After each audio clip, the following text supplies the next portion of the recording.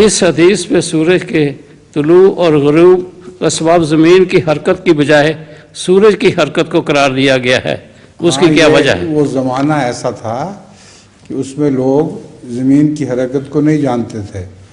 قرآن کریم میں اگرچہ بڑی قطعی طور پر یہ لکھا ہوا ہے کہ زمین حرکت کر رہی ہے، مگر وہ زمانے کے مطابق بات کرتے تھے رسول اللہ صلی اللہ علیہ وسلم۔ اس زمانے میں اگر یہ کہا جاتا کہ زمین حرکت کرتی ہے سورج نہیں کرتا تو اس سے بہت کفر پھیل جاتا، اور مشرکین بھی تھے اعتراض کرنے والے، اور صحابہ کو بھی اس بات کی سمجھ نہیں آنی تھی۔